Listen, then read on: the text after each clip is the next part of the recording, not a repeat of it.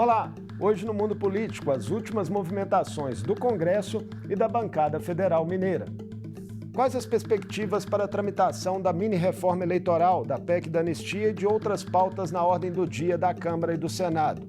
O avanço da CPMI de 8 de janeiro, as negociações entre o governo Lula e o Centrão e os entraves na interlocução federativa com Minas Gerais.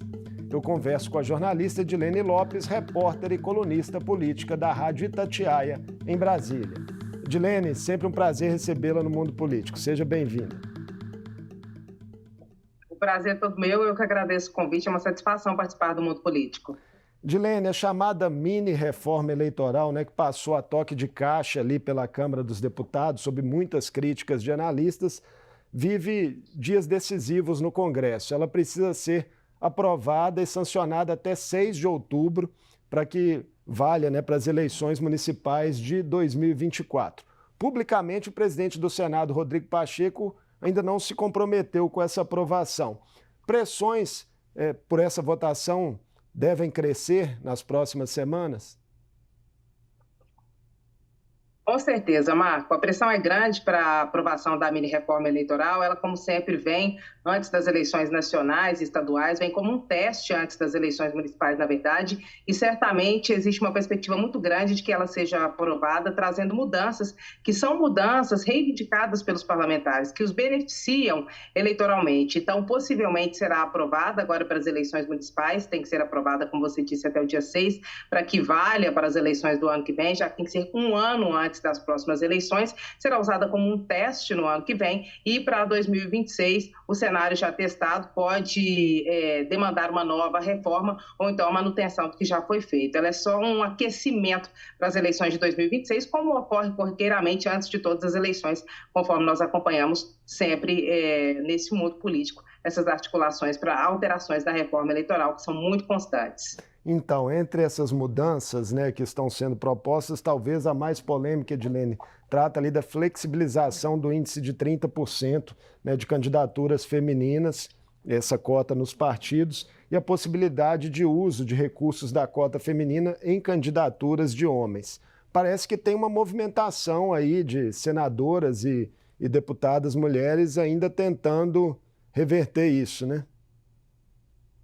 Pois é, Marco, espero que elas consigam, porque o que acontece na prática, com o que está vigente hoje, é que recursos que seriam destinados para a candidatura de mulheres e negros acabam sendo utilizados em outras candidaturas de candidatos homens e brancos. Então, a tentativa é que isso mude no papel para ver se de fato vale na prática, o que também não é uma garantia, porque sempre as legendas dão um jeito de fazer a utilização que elas consideram melhor desses recursos. E a aposta, de fato, efetiva, nunca é em candidatura de mulheres e nunca é em candidatura de negros. É o chamado movimento para inglês ver. É um movimento que não condiz com a realidade, com a prática dos partidos. Então, espero que essa pressão feminina ela se dê, de fato, para que a mudança ocorra e que ela também aconteça na prática depois de alterada a legislação. Porque o que a gente vê é que esses recursos hoje, que teriam que ser destinados para mulheres e para candidaturas de negros, eles não são viabilizados da forma como, de fato, deveriam. Então, a expectativa é de uma mudança real na legislação. O que a gente também tem muita dúvida de que vai acontecer, porque sempre há uma mudança no papel e não há uma mudança na prática. E também talvez haja uma dificuldade numérica aí, porque as bancadas femininas, de fato, representam aí cerca de 15%, atualmente do Congresso. Inclusive porque não há um investimento real para a formação de uma bancada feminina. Como nós acompanhamos em vários partidos, a existência de candidaturas de mulheres, que são candidaturas que não são reais, as chamadas candidaturas laranjas, que motivaram muitos processos judiciais e que, de fato, elas acabam acontecendo. As candidaturas existem, mas não são reais. O dinheiro não é colocado naquela candidatura, não é para valer, não é para que aquela mulher se torne uma deputada, uma vereadora, é apenas para angariar os recursos daquela candidatura para candidaturas masculinas. É por isso que as bancadas não se fazem. Já há uma dificuldade no universo feminino de entrar na política, porque ele é formatado para homens, ele não acolhe a mulher como deveria. A gente tem a Assembleia Legislativa recentemente legalizou em Minas Gerais, sendo até iniciativa feminina, de que houvesse uma licença maternidade. Como que um parlamento, como que uma política que não acolhe a mulher vai fazer mulheres com mandatos? Isso é muito difícil. Então, tudo flui para que as mulheres não participem da política. E assim a gente faz bancadas menores e a luta das mulheres fica mais difícil, porque são poucas as que já têm cargos para poderem lutar de igual para igual com os homens para garantirem mais espaço para as mulheres. Então, a bola agora está com o Senado, nessa discussão vai começar na CCJ, mas em declarações na manhã desta segunda em um evento no Rio, Rodrigo Pacheco, né, o presidente do Senado, senador mineiro, disse que a prioridade para o resto do ano seria a reforma tributária, questões econômicas e ambientais. Como é que você lê essa declaração do presidente do Senado?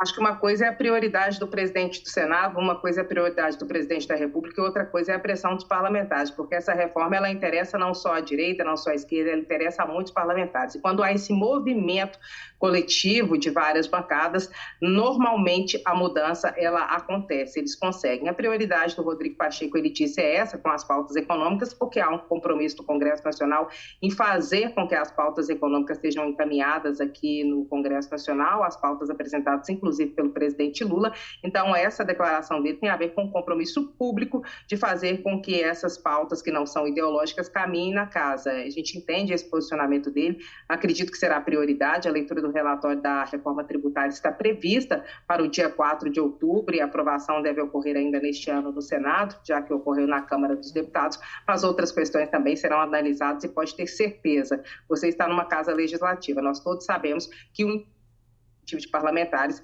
ele raramente fica para trás. Falando, né, nas forças do Congresso, a numerosa Frente Parlamentar da Agropecuária, a bancada ruralista, estaria discutindo aí reações à decisão do Supremo Tribunal Federal da última quinta-feira, que rejeitou a tese, né, do marco temporal para reconhecimento de terras indígenas. Há uma PEC em tramitação na Câmara, Edilene, no sentido de retomar esse marco. Será que isso pode prosperar? Olha só, Marco, a tentativa, a esperança é a última que morre, né? Então, a esperança da bancada ruralista é tentar alterar a Constituição para que o marco temporal volte a valer, ou seja, aquelas terras indígenas, os indígenas só podem ter direito àquelas terras pelas quais eles lutavam ou nas quais estavam estabelecidos até a Constituição de 1988. Essa tese do marco temporal foi derrubada pelo Supremo Tribunal Federal na semana passada, conforme nós acompanhamos. Imediatamente, o senador Hiran Gonçalves, que é do PP de Roraima, apresentou uma proposta de emenda à Constituição com as 27 assinaturas necessárias para que o marco temporal, com a garantia apenas daquelas terras que eram disputadas ou estavam ocupadas antes de 88, fossem destinadas aos indígenas, sem perspectiva de ampliação.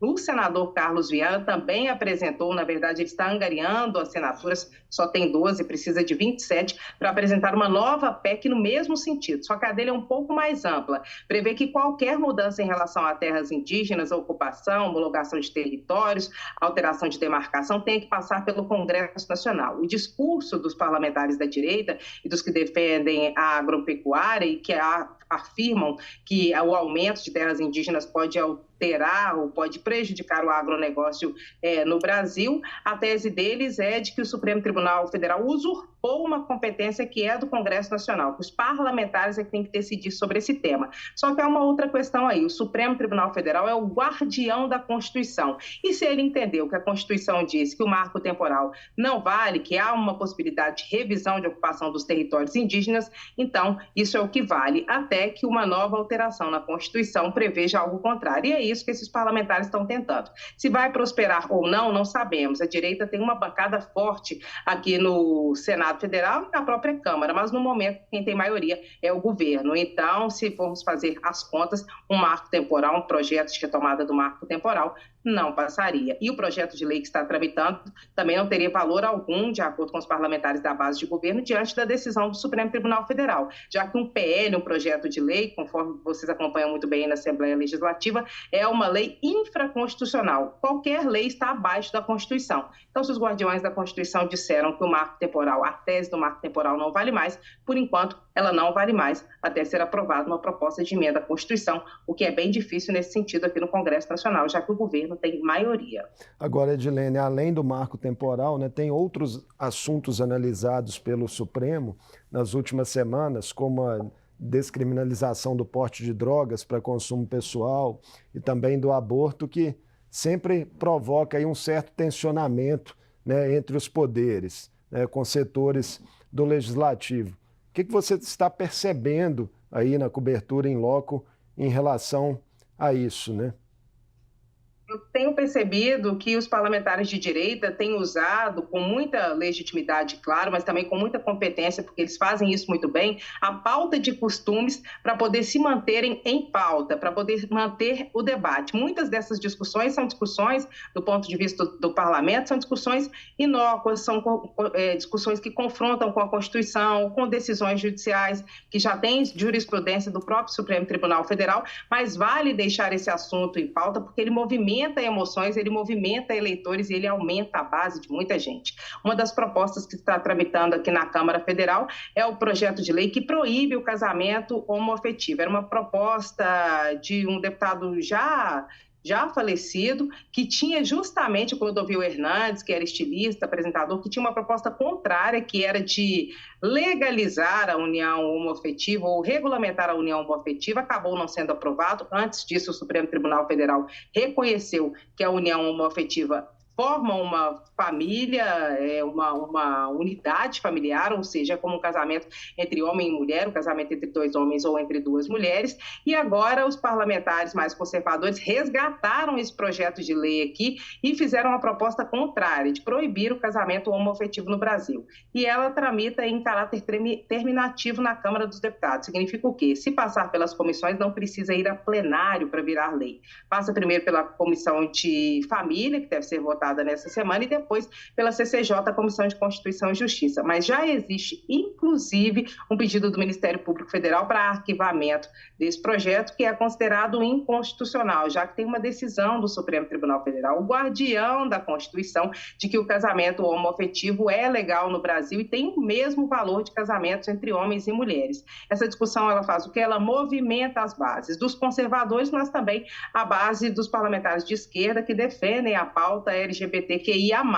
Então, isso é mais para mexer com as emoções do que algo de fato legal. Essa proposta do casamento homoafetivo, por exemplo, ela não deve vingar se for aprovada na Comissão de Família, onde os conservadores têm maioria. Pode ser travada na CCJ e pode haver ainda a decisão judicial respondendo ao Ministério Público Federal e confirmando que o STF já disse que o casamento entre homens e entre mulheres, né, casais de homens e casais de mulheres, é legal no Brasil e não algo que se discutir, ou seja, é inconstitucional a proposta de proibir.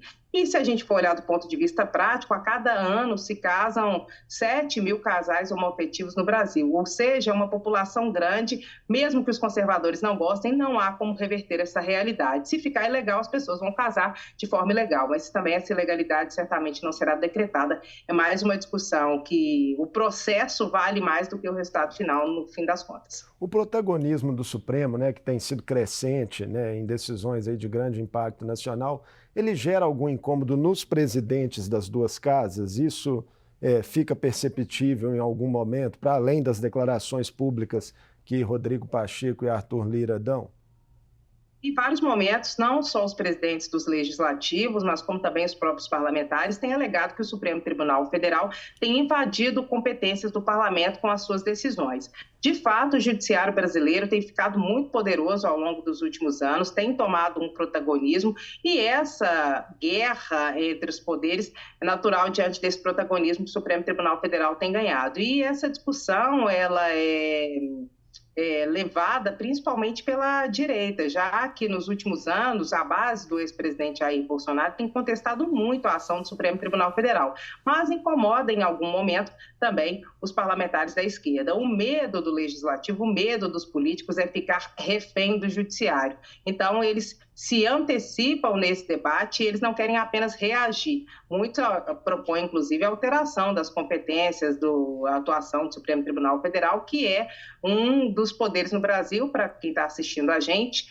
Brasil, República Federativa, tem poder executivo, legislativo e judiciário, e eles existem justamente para que haja um equilíbrio, para que nenhum se torne poderoso demais a ponto de os outros se tornarem reféns dele. Então, cada um na sua defesa. O parlamento tem alegado bastante que o judiciário brasileiro tem sido muito ativo e até ativista, usurpando ou tomando competências que são do Congresso Nacional, da Câmara e do Senado, e isso tem sido muitas vezes verbalizado pelos próprios presidentes desses poderes. Normalmente tentam conviver harmonicamente, mas em algum momento, obviamente, eles têm os seus atritos, que não estão começando e nem terminando agora e vão perdurar, claro, por todo o tempo, enquanto existirem esses três poderes, e ainda bem que eles existem, porque é uma garantia, mais ou menos, de equilíbrio para a manutenção da democracia. Sobre o jogo de forças aí no Congresso, Edilene, você publicou recentemente, né, em sua coluna que, mesmo após a reforma ministerial que colocou o PP e republicanos no primeiro escalão, o Centrão continua pressionando por mais espaço. Quais são os alvos da vez?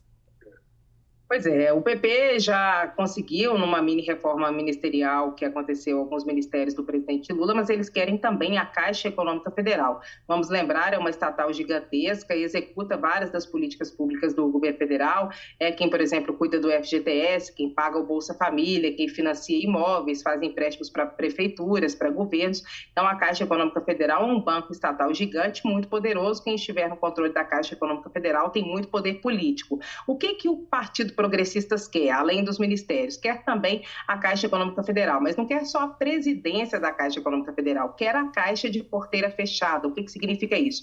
A presidência e as 12 vice-presidências que a Caixa Econômica Federal tem, cada uma para cuidar de uma das alas. E o governo resiste em ceder essas vice-presidências todas ao Partido Progressistas, porque isso daria muito poder e porque o governo também já fez suas indicações com parlamentares da base, que tem os vice-presidentes indicados por eles, inclusive a vice-presidente da Caixa Econômica Federal, que é mineiro. Então, há uma tentativa de não entregar para o Centrão, para o PP, a Caixa Econômica Federal de porteira fechada. Eu tenho conversado bastante, inclusive internamente, com fontes na Caixa Econômica Federal, que apostam que pode ser que o PP consiga levar até 8 das 12 vice-presidências da Caixa, mas é uma queda de braços, é uma disputa, o Partido Progressistas sabe como se manter no poder. Vamos lembrar que Arthur Lira foi visto durante os últimos 4 anos, ou um pouco menos, mais do meio para o final do mandato, ao lado do ex-presidente Jair Bolsonaro, e agora está sempre ao lado do presidente Lula. Por toda parte que ele anda, tem ali o Arthur Lira ao lado, cada vez mais poderoso. Por quê? Porque o governo depende da Câmara dos Deputados para aprovar suas pautas. E como é que o PP garante apoio? Com o presidente colocando os assuntos em pauta no momento em que interessa ao governo e garantindo que a bancada do PP vote a favor dos projetos do governo Lula. E para que isso aconteça, o preço a se pagar é um preço alto. E uma das moedas nessa troca é a Caixa Econômica Federal. E o PP ele joga alto, ele mira em cima para ver se acerta pelo menos no meio, do meio para cima. O PP quis primeiro o Ministério da Saúde, que é um dos maiores orçamentos do governo federal, depois quis o Ministério do Desenvolvimento Social, que, se eu não estou enganada, é o segundo ou terceiro maior orçamento, pois detém o orçamento do Bolsa Família, a política pública considerada mais importante pelo governo, e aí depois foi querendo menos, né? Vou querer lá em cima para ver se pelo menos eu ganho algo que seja grande. E vai acabar ficando com uma parte importante da Caixa Econômica Federal, além de um dos ministérios do governo Lula, que já negociou 2 pastas com o Centrão, com republicanos e com o PP. São muitos assuntos, Edilene, e tem também CPMI dos atos golpistas, né, no radar aí do Congresso para essa semana, previsto para amanhã o depoimento do general Augusto Heleno, ex-ministro do Gabinete de Segurança Institucional e um dos principais conselheiros do ex-presidente Jair Bolsonaro. Em que clima deve ocorrer esse depoimento, né, no colegiado, até diante das últimas revelações que vieram à tona com a delação do tenente-coronel Mauro Cid, né, ex-ajudante de ordens de Bolsonaro, que apontam aí para o envolvimento de pessoas importantes das Forças Armadas, né, em planos para um suposto golpe de Estado, uma tentativa de golpe naquela ocasião. A tese da base do presidente Lula é que o general Augusto Heleno estaria no comando, junto com o ex-presidente Jair Bolsonaro, dessas tentativas de golpe no Brasil. Essa é uma tese que a esquerda e que a base do presidente Lula tenta comprovar. Então, esse depoimento ele é muito aguardado. Há ainda uma dúvida sobre se o general Heleno poderia ou não comparecer, se ele poderia recorrer ou não ao Supremo para não comparecer ou permanecer em silêncio, que dificilmente vai acontecer, porque também gera uma animosidade diante das tentativas anteriores entre o Parlamento e o Supremo Tribunal Federal e as decisões judiciais relacionadas à CPMI do 8 de janeiro, onde também houve esse conflito sobre se não havia uma invasão de competência diante das decisões do Supremo que eram relacionadas à CPMI do 8 de janeiro, mas há uma expectativa grande que o general Heleno participe e traga informações importantes. Mas também a esquerda não pode ser inocente de achar que o general Heleno, mesmo que detenha muitas informações, vai entregar essas informações de bandeja. Diante do que foi revelado, ou que inicialmente teria sido dito em delação pelo ex-ajudante de ordem Mauro Cid, isso já ocasionou um pedido para que o ex-presidente Jair Bolsonaro seja ouvido na CPMI, já fizeram essa tentativa de ouvi-lo uma vez, agora há uma dúvida sobre se faria um convite ou se ele poderia ser convocado, já que é ex-presidente essa condição de trazê-lo obrigado à Câmara dos Deputados talvez não seja uma condição possível, por isso os próprios deputados da esquerda, como o deputado federal Rogério Correia, apresentou um requerimento de convite, não de convocação, porque facilita a possibilidade dele vir, e se ele decidir não vir, é um constrangimento para ele próprio, então é uma tentativa de ouvir Jair Bolsonaro. Vamos lembrar que a CPMI está quase terminando, que um dos condenados em relação ao episódio da bomba, que faria parte dessa trama golpista de acordo com a base do presidente Lula, também já está negociando uma possível delação. Fato é, se houver algum complicador e todos esses que pretendem fazer delação fizerem e falarem, a situação do ex-presidente Jair Bolsonaro pode ficar muito complexa. Então, são questões que podem complicar o ex-presidente Jair Bolsonaro. A CPMI termina, pode ser que peça um indiciamento de alguém ou algo do tipo, mas pior do que isso são as delações. Eu acho que essas sim podem trazer informações importantes, porque a delação é aquilo, a pessoa não diz só o que ela fez, ela não só confessa, ela entrega a outras pessoas que também teriam agido, e é aí que complica mais gente. Fortes emoções pela frente. Edilene, ainda nos resta um tempinho para a gente falar de Minas Gerais, né? Importante. O presidente Lula ainda não veio aqui ao estado no novo mandato, inclusive cancelou uma viagem que ocorreria essa semana, né, em virtude de dores que está sentindo no quadril, deve passar por uma cirurgia. E o fato é que ministros têm vindo ao estado e também não têm se reunido com o governador Romeu Zema. E o governador, por sua vez, sempre que pode, alfineta o governo federal em declarações públicas. Quais os impactos desse distanciamento, Edilene?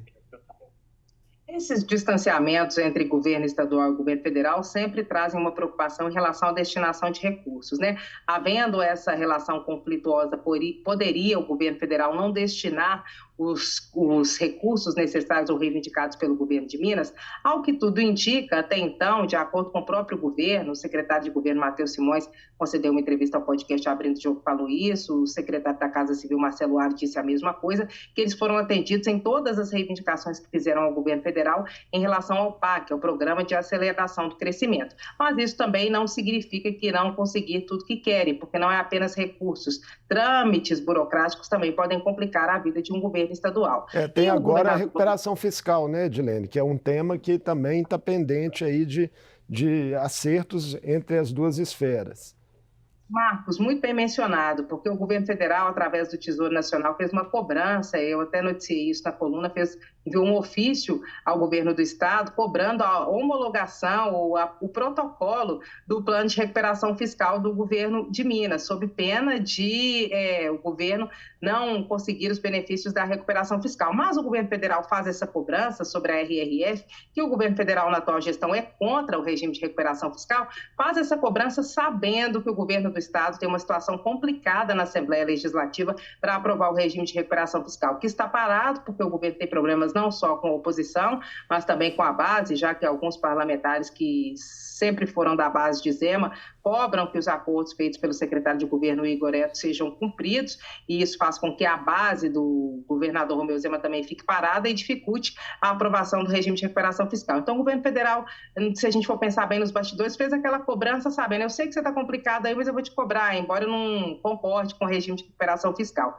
E essa situação enfrentada por Zema é original do próprio posicionamento ideológico dele, que é totalmente contrário ao do presidente Lula, isso é algo natural, e da posição que ele assumiu logo no início desse mandato, como sendo alguém que ocuparia, ou que se propôs a ocupar um vácuo na direita, deixado pelo ex-presidente Jair Bolsonaro, que na cabeça de muitos dos políticos de direita iria se enfraquecer ao longo do tempo por causa de condenações, por não ter ganhado o governo federal, e esse espaço teria que ser ocupado. Entre os prediletos para ocupar, para ser um player, um jogador forte da direita no Brasil, estão Romeu Zema, Tarcísio de Freitas, por exemplo, e cada um resolveu jogar de um jeito. Enquanto o Tarcísio resolveu adotar uma relação mais amistosa com o presidente Lula, o governador Romeu Zema marcou esse espaço, que é um espaço não tão amistoso assim. Então, isso pode ter consequências para o governo de Minas, mas é uma oposição que eu acredito que ele tenha tomado de forma pensada. Assumiu, esse lugar eu quero ocupar, eu vou tentar fazer dessa forma, e assim o governador Romeu Zema tem prosseguido. Se vai dar certo ou errado,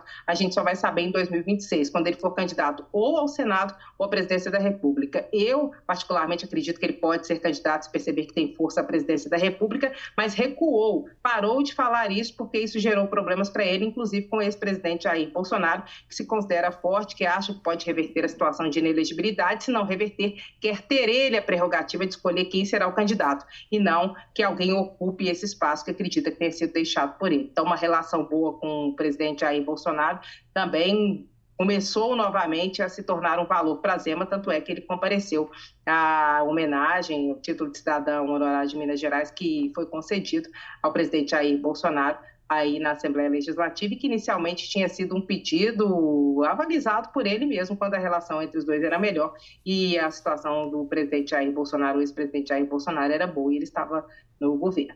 Para a gente terminar, Edilene, nesse cenário aí, né, de divergências entre as duas esferas de governo, há muitos partidos que integram a base tanto de Romeu Zema quanto de Lula. E como é que a bancada federal mineira está se comportando, né, diante desse contexto, se há pautas em que é possível notar uma atuação efetivamente conjunta dessas forças?